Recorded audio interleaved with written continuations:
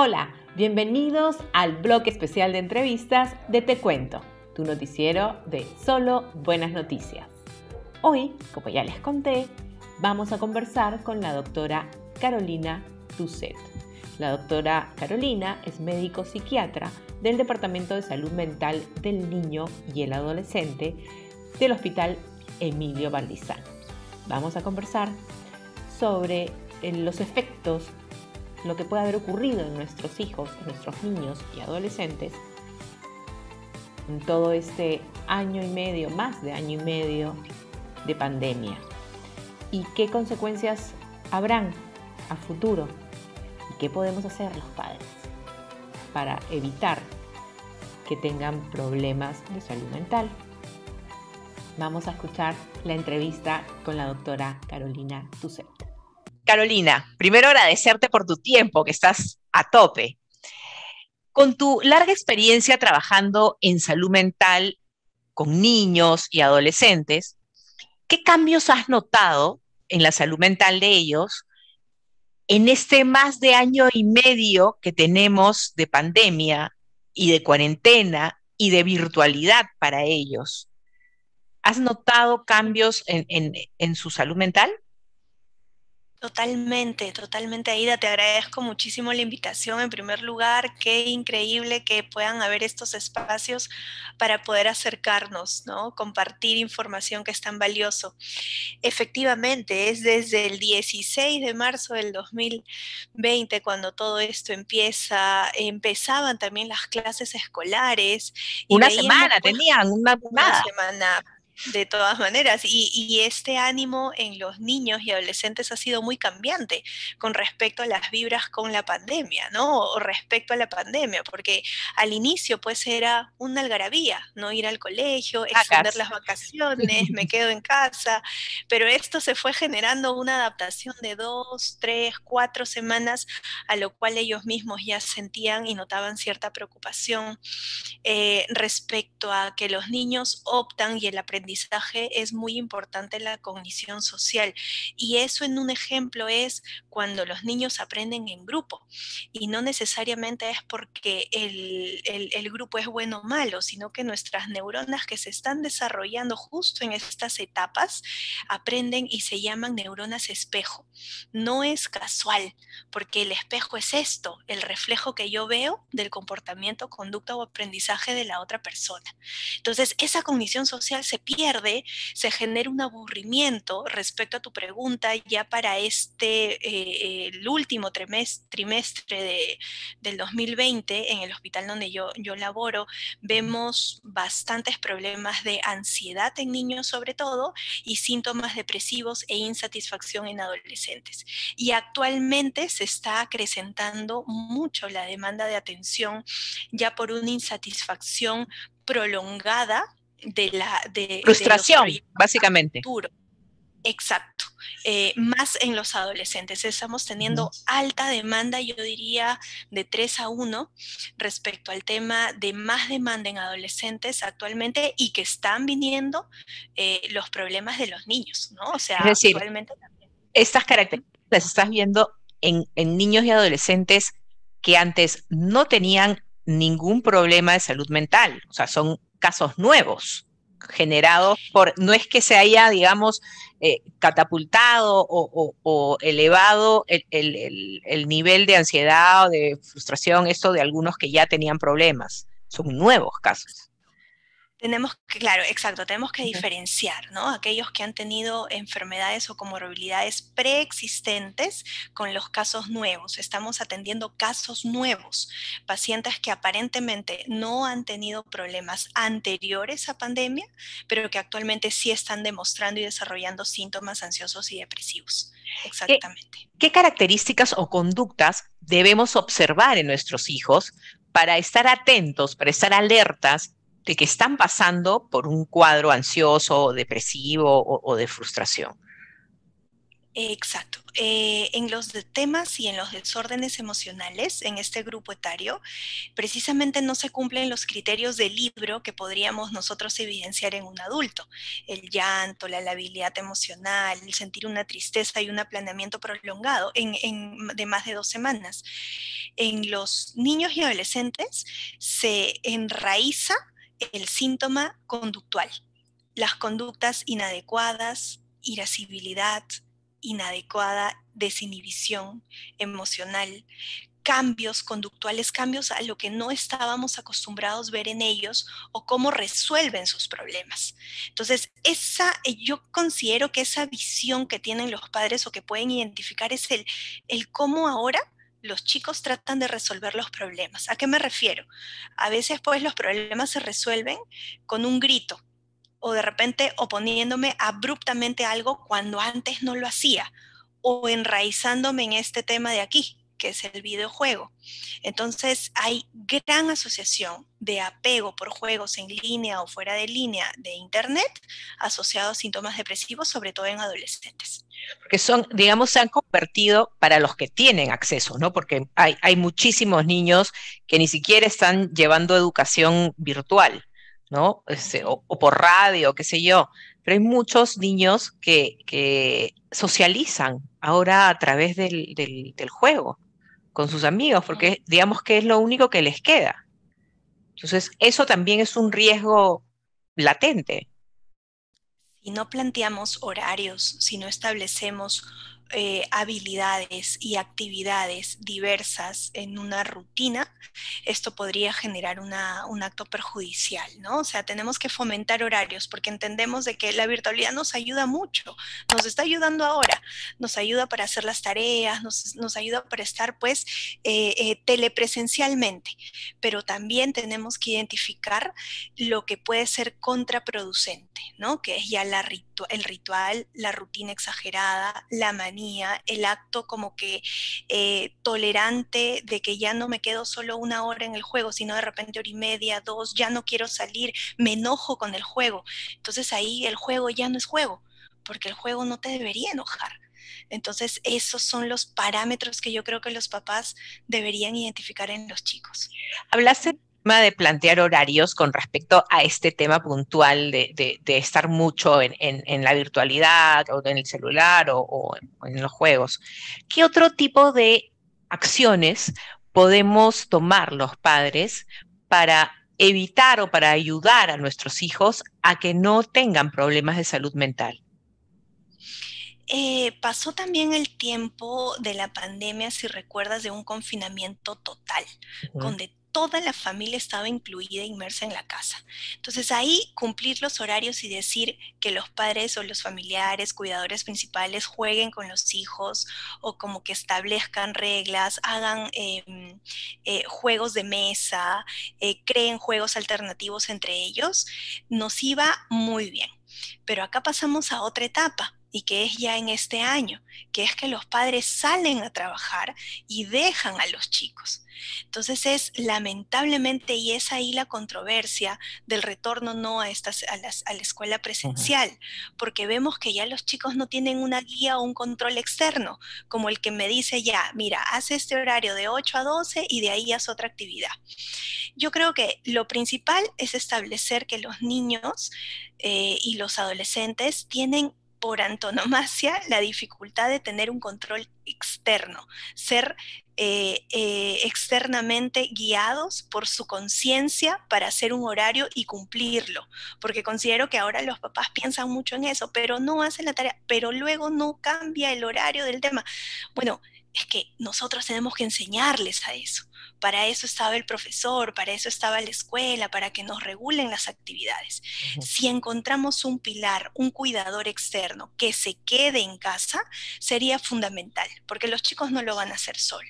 Lo otro, establecer rutinas, pero por moldeamiento. Los niños que les decimos lean, tenemos que también decirles a los padres que tengan el hábito de la lectura, porque si yo no veo mis neuronas espejo, A la neurona espejo. Si no veo, exacto, al papá, a la mamá, a mi cuidador principal, con el hábito de leer, pues no me va a dar ningún interés para leer.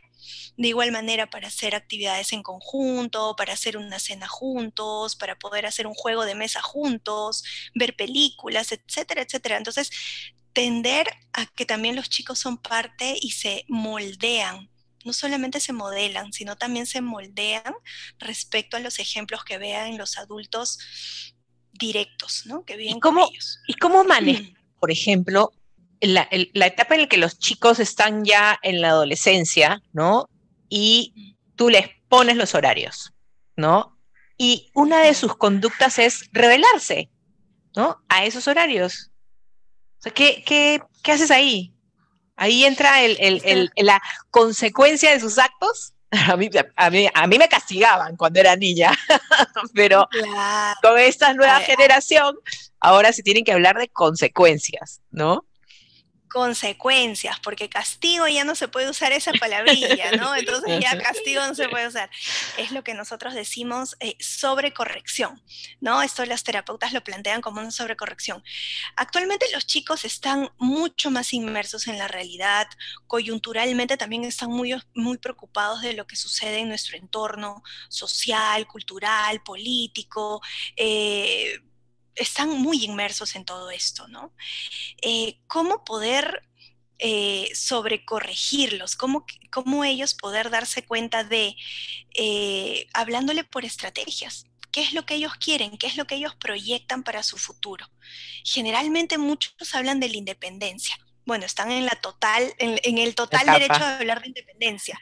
Exacto. Entonces, generar una independencia física en cuanto a tener un propio cuarto es muy válido, en poder actividades que solamente ellos quieran, saberse escuchar y saberse estar, pero que nadie más los vea, también es válido. Entonces, respetar un poco también esta liberalidad que parte del adolescente.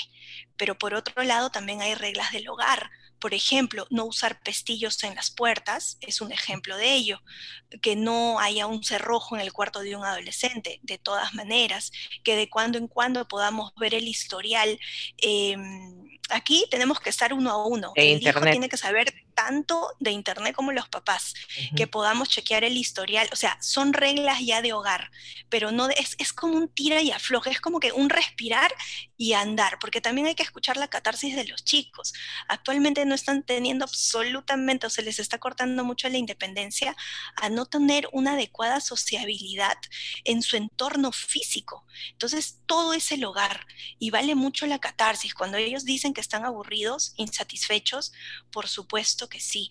Hay un estudio que habla de 1 de cada 5 adolescentes están con una insatisfacción de su vida, insatisfacción de su futuro a raíz de pandemia. Y eso hay que entenderlo y escucharlo, ¿no? O sea, yo creo que lo primero es escuchar. Si quiere hacer una catarsis, si quiere y se rebeló ante un horario que le hemos fijado, escucharlo, respirar hondo, hacer un tiempo fuera y cuando esté más calmado, poder como que conversar, ¿no? O sea, yo considero que esa es una primera buena alternativa. Así como los adultos, o sea, me imagino que también deben haber aumentado los casos de los adultos ansiosos, depresivos, etcétera. Los niños también han tenido pérdidas. Los niños deben haber perdido abuelitos, deben haber tenido probablemente padres, madres, ¿no? O han pasado por la preocupación de ver a sus padres enfermos, etcétera, ¿no? Esto, todo esto, y sumado a la cuarentena, sumado a que ellos todavía no pueden ir al colegio y sociabilizar como normalmente lo hacían, marca de alguna manera a esta generación. ¿Va a quedar algo perenne en ellos? Totalmente sí. Yo considero que totalmente sí, siempre tenemos que ir de la mano con la investigación científica, pero lo que actualmente nos dice la investigación es que por los estudios de prevalencia, porque ahorita son los estudios mucho por encuestas, mucho por visión y panorama, interpretación de los síntomas de los padres o cuidadores de sus hijos, de los niños se preocupan. 2 de cada 7 aproximadamente llegan a tener esta ansiedad de que la familia no padezca COVID, por ejemplo, eso fue el año pasado, llegan a tener alteraciones o vislumbran el tener un tipo de violencia dentro del hogar. Cuando papá y mamá pelean, hay problemas económicos y esto ya son factores sociales alternos. Ujú, Problemas económicos porque a raíz de pandemia papá o claro. mamá se quedó sin trabajo y los chicos lo dicen. Yo anoté por aquí algunas cosas para la entrevista y pues una niña hoy día me decía, ¿no? Pero es que sí, yo quiero volver al colegio, pero tengo miedo que me pueda contagiar y yo Claro. contagie a la mamita, ¿no? Y ya saben, incluso hasta de la vacuna, el periodo, el tipo de vacuna, bueno, están inmersos en todo. Entonces, considero que sí son 2 años de desarrollo neurológico, de un estímulo neuronal pobre al no socializar de la manera de vida con el entorno físico, que Y es lo eso a que futuro, más cómo se va, cómo se va a sentir, a ver, Ujú. Es lo cómo que se va a hablaban de la reflejar? tercera, de la ola de la salud mental, ¿no? Que después de esta situación viene ciertas investigaciones también nos hablan de que en la pandemia de hace 5 años, que fue lo de la gripe porcina, pero que aquí no No hubo ha sido pues mucho. este impacto mundial, se generó un trastorno de estrés postraumático en niños y en cuidadores de esos niños, considerando que el confinamiento es un evento traumático para sus vidas. Entonces, esto podría suceder en esta pandemia que es ya pan mundial, ¿no? Así es. Y se presentan con algún tipo de conducta en especial? Sí, en el caso de niños, reexperimentación en base al juego, o sea, notar de que los juegos son un tanto violentos, igual, combinar el antes con el después, hacer una comparación, Ajá. ¿no? ¿Cuánto cambia el juego?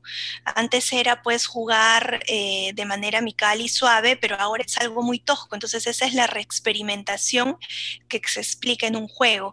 Sueños inmersos en eventos traumáticos, también eh, el tema de alteraciones de funciones biológicas como el apetito, también Mm. recuerdos vívidos, hablar mucho y mucho y mucho del tema, de la violencia, del confinamiento, de lo que pasaron, del miedo, los miedos nocturnos que está habiendo actualmente en niños, ¿no? En este grupo etario. Lo estamos viendo bastante. Uh-huh. Y para regresar a la normalidad, digamos, o a la presencialidad, yo me imagino que esto no se debe hacer tampoco de golpe, o sea, mañana regresamos todos y todo queda como si no hubiera pasado nada. De hecho, debe haber algo paulatino, o qué es lo mejor. Definitivamente la pandemia ha traído cosas que yo considero y consideramos que van a quedar. Por ejemplo, el poder optar por un sistema bimodal, tanto presencial y virtual, creo que eso va a ser esencial para el inicio de retomar el contacto, ¿no? El contacto físico. O sea, yo creo Ujú. que Hacerlo el paulatino. retorno progresivo, sí, y esto es tanto para la adaptación de niños como también para los adultos, no solamente ellos, ¿no? O sea, a nosotros volver a retomar nuestras actividades presenciales nos está tomando un periodo de adaptación. Primero porque desconfiamos, tenemos miedo de volver a Claro. enfermar, no todos están siendo vacunados, esto es algo muy lento, nos está generando mucha expectativa las llegadas o no llegadas de vacunas. En realidad, todo lo que nosotros podríamos pensar en los niños son recontra receptivos. O sea, también llegan a tener esta desconfianza. Tenemos desconfianza por nuestro sistema laboral y en todas las esferas, no solamente en la parte estatal, sino también en la parte privada. Entonces, es un proceso. Yo considero que alternar vendría a ser la mejor solución por ahora. Posteriormente, dándonos obviamente la seguridad que no vamos a enfermar. Muchos Claro, padres nos comentan, ¿no? O sea, yo prefiero que mi hijo pierda un año y que que no no vaya. enferme. Ujú. Exacto, pero también por otro lado es que tenemos que tomar conciencia de que este COVID, este coronavirus ha venido para quedarse, y eso también es una realidad. Tenemos que aprender, ser resilientes y empezar de nuevo, ¿no? Y empezar de nuevo con una normalidad que de repente no va a ser tan normalidad, porque van a haber cosas que claro. todavía van a quedar. Así es. Como la mascarilla, ¿no? Que es Sí. probable que sea uno de los elementos que quede ya para perpetuamente, Exacto. digamos, Y ¿no? que esto pues en Oriente quedó, ¿no? O sea, después de de la gripe aviar, fue el aviar, quedó. Y Claro. nosotros veíamos, ¿no? De repente en los aeropuertos Claro, pero lo veían como el apestado, ¿no? Por otros días y decía, uy, exacto, o algo le como que él pasa, decía, qué ay, miedo. o qué exagerado, ¿no? O qué Claro, exagerado, claro. decíamos, ¿no? Pero que cuando de repente haya mucha concurrencia de personas, haya, digamos, mucha concurrencia, sobre todo de este contacto, pues tengamos que usar la mascarilla como un acto preventivo, ¿no? Carolina, regresando al retorno a presencial, los niños cambian físicamente muy rápido y en un año y medio, pues más aún. Eso también va a ser todo un tema, ¿no? Porque los niños se tienen que reconocer o volverse a conocer. Ahí va a haber un trabajo de hormiga, me imagino yo, por parte del colegio, de los padres. Qué interesante tu comentario, porque parte de la formación de nuestro sistema emocional es el reconocimiento facial. Y es una propiedad que se va adquiriendo, es una cualidad que se va adquiriendo progresivamente en el transcurso de nuestra niñez. Poder observar la facie. ¿Qué es lo que hemos tenido? Al menos los niños que han salido a las calles. Tener que reconocer solamente los ojos. Entonces, también se presenta una fuerte limitación de la madurez de nuestro sistema emocional, empatía, ¿sí? Empatía es decir, ponernos en el lugar del otro, poder ponernos o dar juicios a la otra persona respecto la pobre capacidad de reconocimiento facial a propósito de la pandemia, ¿no? Entonces es un trabajo, efectivamente, es un trabajo de hormiga, que los profesores van a tener que hacer muchos talleres grupales, van a tener que hacer muchas actividades de face to face para reconocer, van a tener de repente que hacer talleres de reconocimientos de emociones, los padres de igual manera. Sí, va a ser un trabajo que ya se va a volver la regla y no digamos algo ocasional, ¿no? Uh-huh. No es tan fácil, no es tan fácil regresar, No no es es tan tan fácil fácil. regresar. Así es. Salió un estudio creo que fue la semana pasada, que indicaba que usar mascarilla en la escuela podría mejorar más bien habilidades como el autocontrol y la atención, o sea que podría mejorar el aprendizaje el usar mascarilla. Ujú. ¿Lo has visto? ¿Has leído sobre esto? Sí, lo hemos leído porque como te digo, en el departamento en el que estamos, pues vamos viendo muchos de los pros y contras que esto pueda traer. Definitivamente, cuando evitamos estímulos alrededor nuestro, podríamos estar más concentrados en un punto. Esa es la atención. Entonces, de no tener tantos estímulos como es pues las 2/3 partes del rostro de alguien y solamente tener los ojos, no le prestaría tanta atención a eso, pero sí y sí al punto central, que podría ser la clase.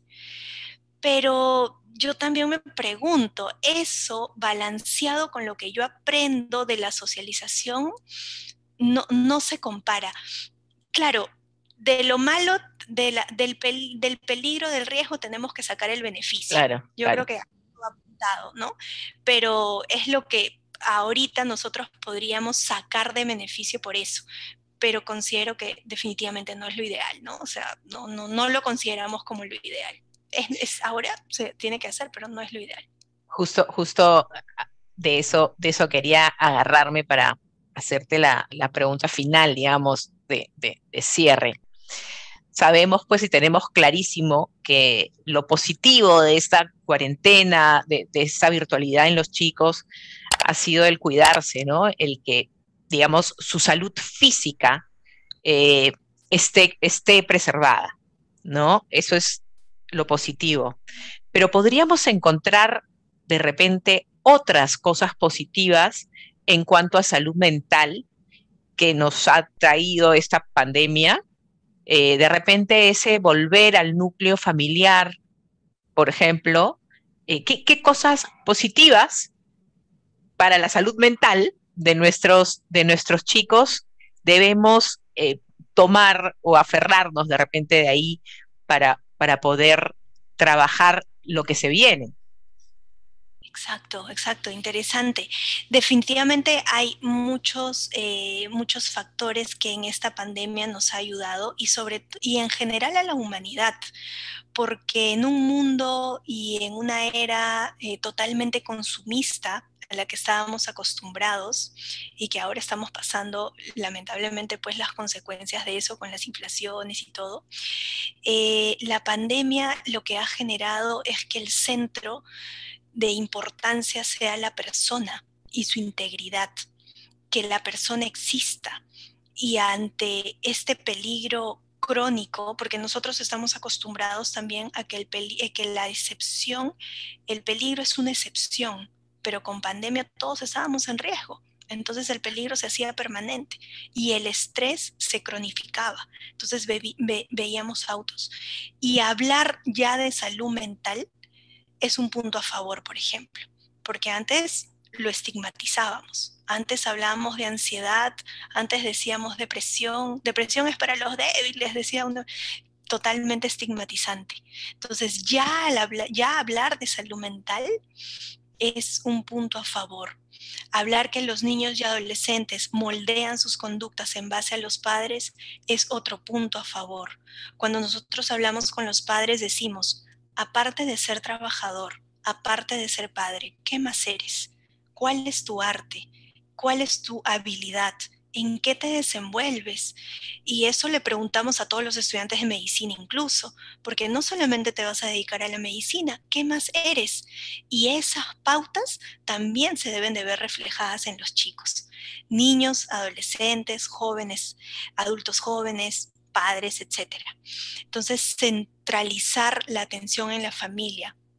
Tercer punto a favor, hablar de violencia dentro del hogar, de desestigmatizar que la violencia es solamente para un grupo sociocultural también o socioeconómico también. Entonces yo considero que al poner de protagonista la salud mental nos da pie a que todos como comunidad, como sociedad, le demos la importancia de vida. Así es. Muchísimas gracias, Carolina. Excelente y lo máximo todo lo que nos comentas. Nos da tranquilidad. Pero y necesitamos... el escuchar. Sí.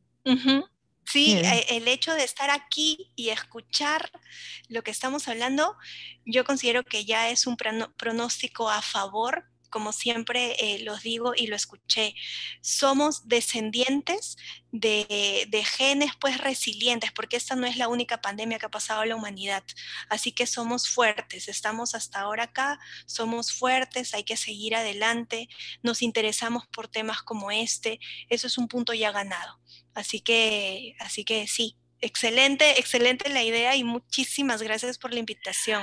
Gracias a ti, Carolina, por tu tiempo y por todo lo que hemos conversado y sacado provecho.